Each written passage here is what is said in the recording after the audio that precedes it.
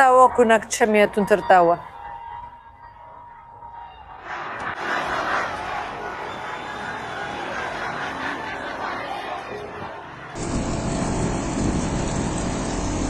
Jalan-jalan di Iran kini seperti zona perang dan rezim membunuh rakyatnya dengan kecepatan yang belum pernah terjadi.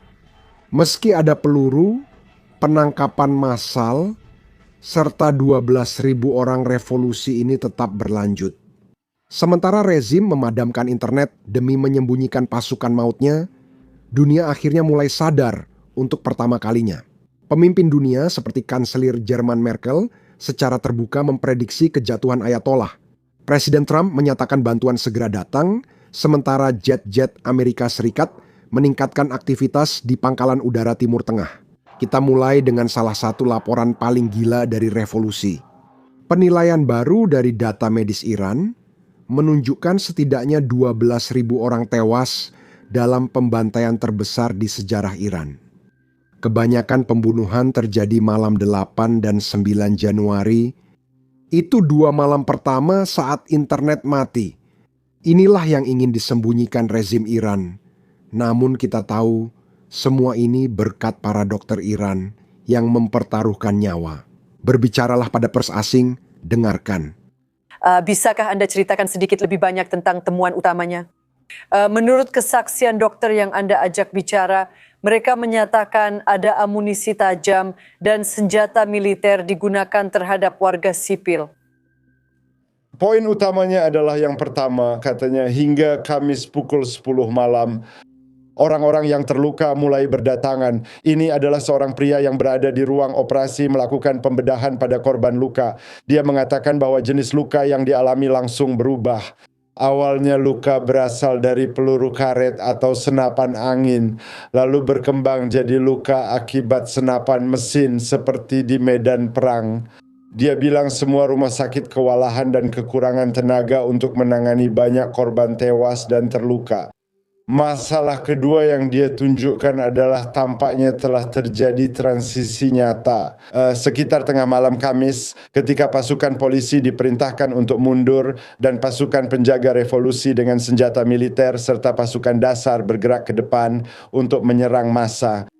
Dia terkejut dengan sifat luka-luka dan cedera yang terjadi secara sembarangan. Pembunuhan begitu meluas hingga rezim Islam harus mengakui warga Iran tewas di televisi pemerintah. Mereka menyebutkan sejauh ini 2.000 orang tewas, mayoritas warga Iran biasa.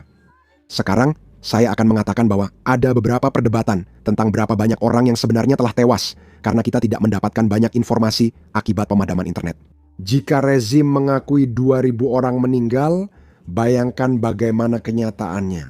Selain itu, kita tahu Khamenei yang memerintahkan pembantaian itu. Dewan Keamanan Nasional Tertinggi Iran dan Kantor Kepresidenan menyatakan lebih dari 2.000 pembunuhan dilakukan atas perintah langsung Khamenei.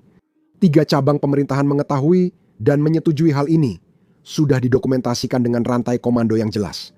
Artinya, jika ada penuntutan di Pengadilan Kriminal Internasional terkait kejahatan perang yang sedang berlangsung, kita punya bukti dokumen siapa yang bertanggung jawab.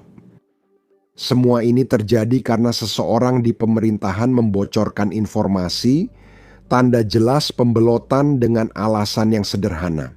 Rezim Iran menempuh jalan gelap demi mempertahankan kekuasaan.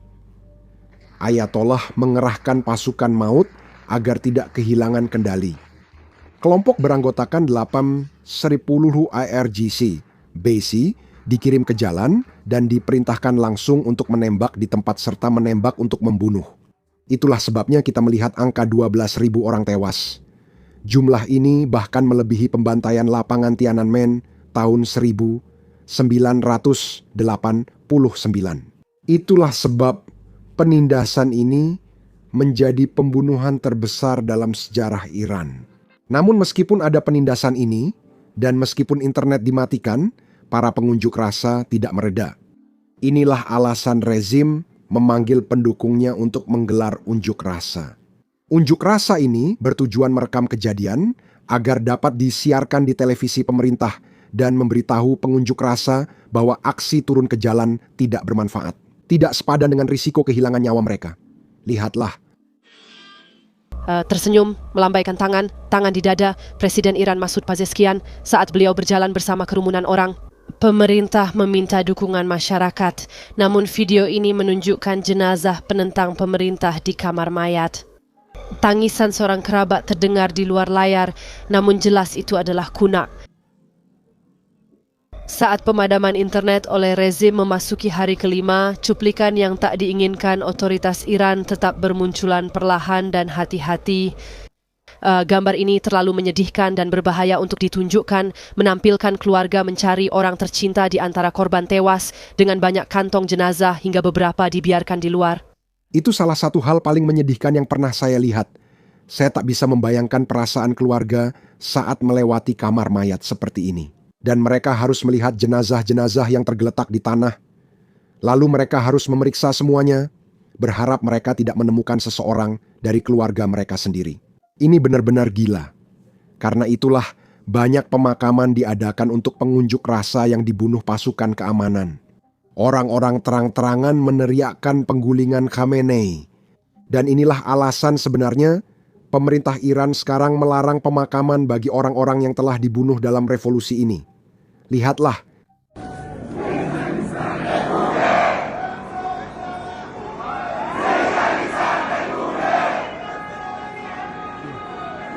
Ini menunjukkan bahwa rezim harus bertindak sejauh ini demi mencegah penggulingan.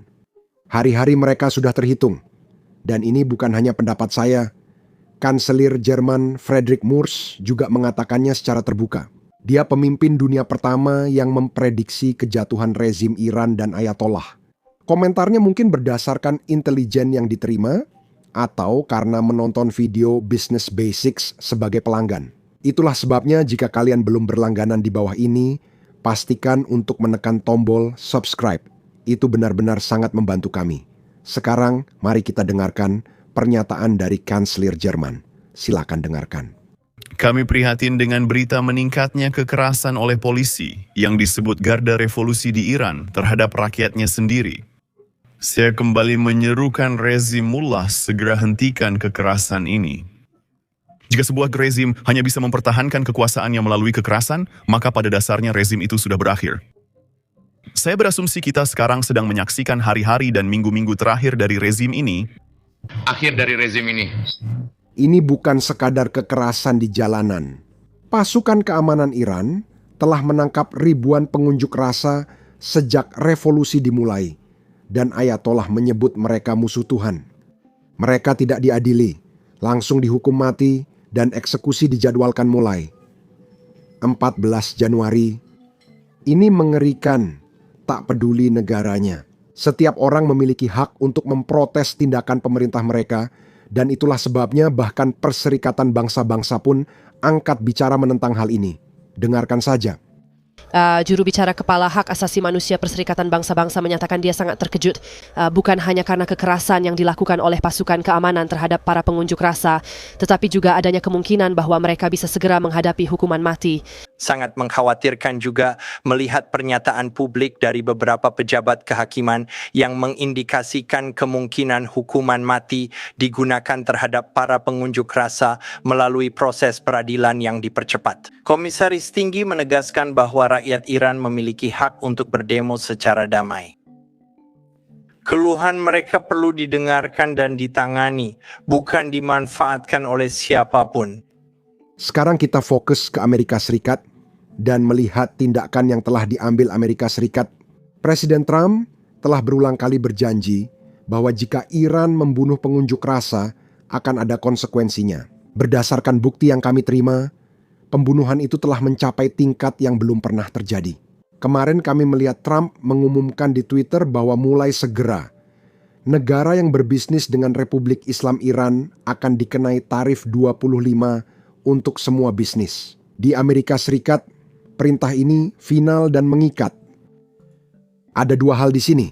Pertama, ini kabar baik karena memberi tekanan pada titik paling menyakitkan, menargetkan ekonomi Iran yang sudah kesulitan. Iran sudah menjadi negara kedua yang paling banyak dikenai sanksi di dunia. Yang pertama tentu saja adalah Rusia. Kini tarif ini bukan hanya sanksi, tapi juga menargetkan negara yang masih berurusan dengan Iran, termasuk Tiongkok. Tiongkok merupakan mitra dagang terbesar Iran dengan 22 miliar dolar barang Iran, terutama minyak. Ada juga mitra dagang lain seperti Turki, India, Jerman, Korea Selatan, dan Jepang.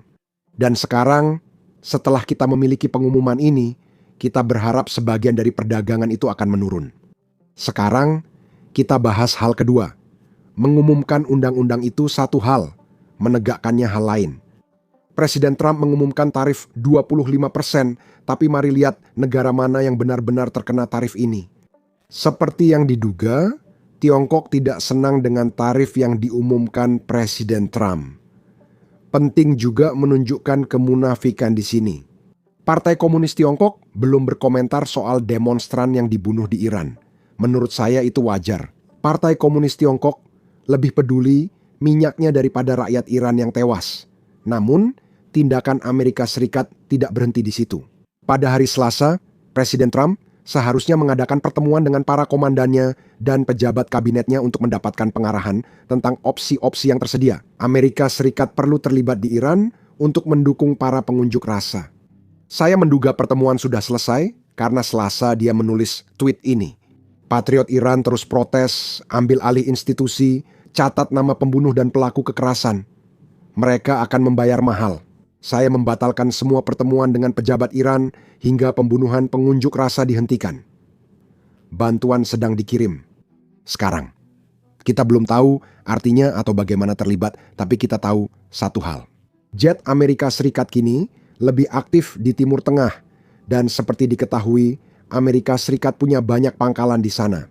Jadi itu bisa berarti serangan militer atau bisa juga berarti sesuatu yang sama sekali berbeda. Kita akan mengetahuinya, hanya waktu yang akan menjawab, tapi inilah opsi-opsi yang mungkin bisa diterapkan oleh Amerika Serikat. Silakan lihat. Ya, dia punya beberapa opsi non-kinetik. Jadi dukungan politik, mungkin serangan siber, IRGC, mencoba mengurangi efektivitas Korps Garda Revolusi Iran dan Basij-e-Mostaz Afin.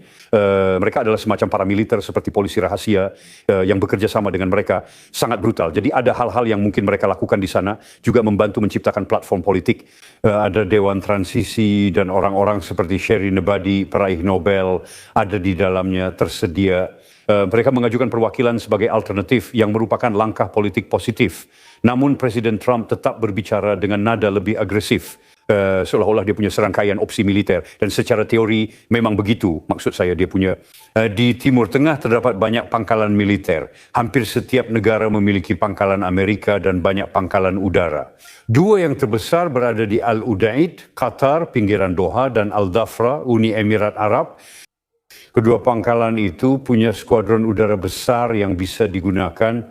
Jika pangkalan tersebut tak tersedia karena sensitivitas negara Timur Tengah, maka kamu membahas Ramstein di Jerman. Meskipun cukup jauh, Siprus, Akrotiri mungkin tetap berperan, tak ada yang bilang, tapi masuk akal jika dipikirkan. Seperti yang kalian tahu, revolusi masih berlangsung dan kami akan terus memberikan update kepada kalian seiring kami mendapatkan lebih banyak laporan. Jadi pastikan untuk menekan tombol subscribe di bawah ini. Nama saya Sam dan saya akan bertemu kalian di video berikutnya. Salah satu masalah dalam membuat video seperti ini, di mana kami menampilkan banyak serangan drone meskipun tidak ada manusia atau tentara Rusia yang terluka dalam videonya. YouTube sering mendemonetisasi atau membatasi video kami. Bahkan, minggu lalu 4 video kami didemonetisasi menurut YouTube. Menampilkan serangan drone atau bahkan rekaman dari garis depan tidak ramah bagi pengiklan. Dan itulah sebabnya video-video tersebut dibatasi.